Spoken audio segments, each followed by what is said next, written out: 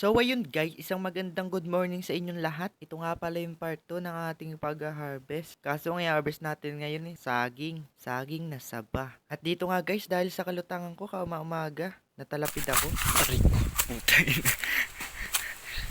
San-san ba naman nakatingin parang duling? Sa mga hindi nakakaalam, hindi nga lang pala San Fernando at saging ang mga tanim namin dito. Kung hindi, may mga nyug din kaming tanim at marami din kaming tanim na balinghoy sa baba. Kaso naubos na sila. Saan nagpunta? Naghanap ng iba. Charot!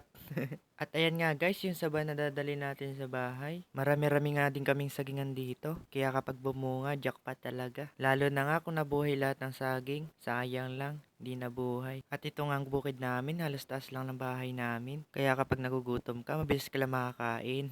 Napaka-relaxing nga dito, bukod sa sariwang hangin. Tapos ang ganda pa ng tanawin. Ang sarap talaga sa probinsya. Nakapakanta na nga lang ako dito sa sobrang ganda. At napasabi na nga lang ako ng sarap. Gawa ng sarap ng hangin.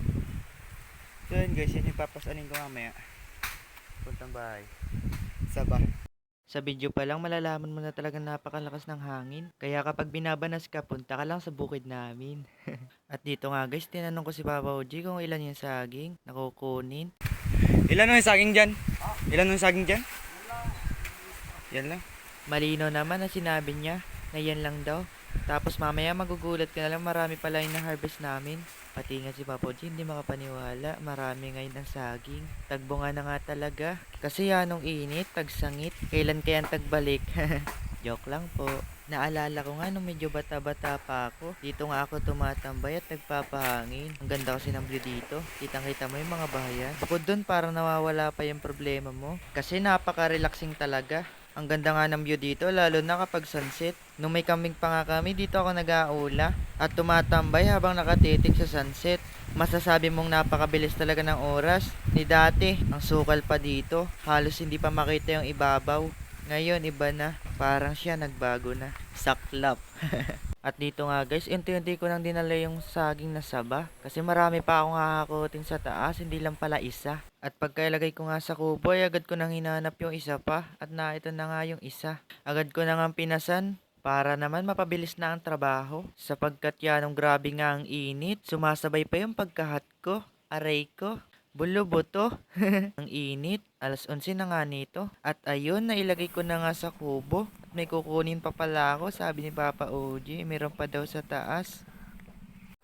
At ayan na nga yung isa. At meron pang isa.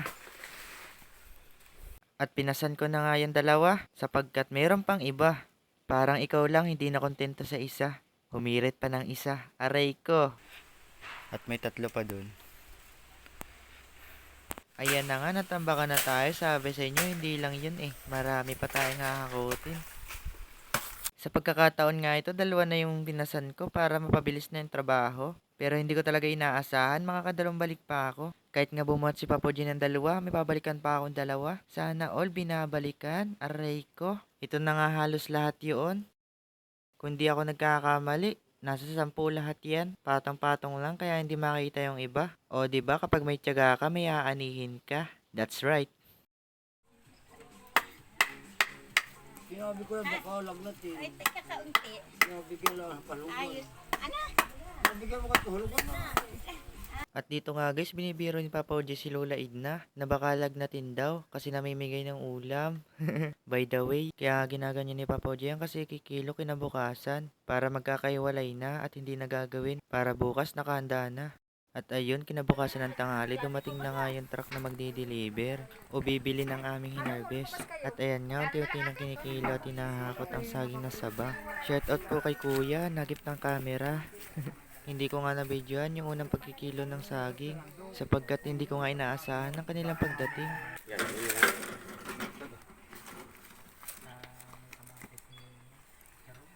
Ito nga guys, nakichismis ako. Tinanong ko si Papa J kung magkano ang kilo. Magkano kilo? Ha? 16? Anim.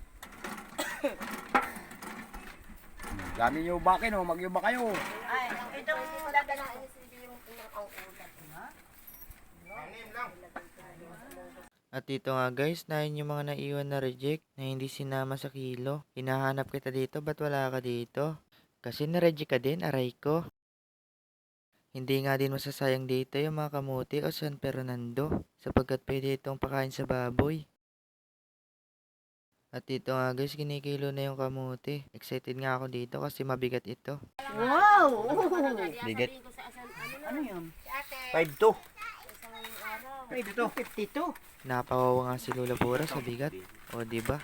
Ang bigat nga kaya pwede na. Ang kikitain nga namin sa isang sako na yan, 832. Tinines ko sa 16. O diba? Pwede na rin. Dalawang sako pa yan. Tapos bukod pa yung saging.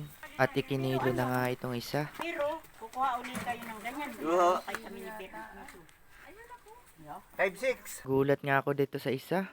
5'6". Mabigat rin. Malalaki siguro ang laman nitong isa. Siguro dito napunta yung malalaki. Kung itatimes mo nga sa kilo, 896 ang kakalabasan. So, kung ipa-plus mo sa 832, magiging 17. Magiging 1728. O, di ba pwede na? Hindi ko nga naikwenta yung sa saging kasi hindi ko alam ang kilo ng mga nauna. Bilang farmers nga, masarap sa pakiramdam kapag pinagkikitaan mo yung pinaghirapan mo. Maging proud tayo sa mga farmers na masisipag. Maraming salamat po sa panonood. Sa uulitin.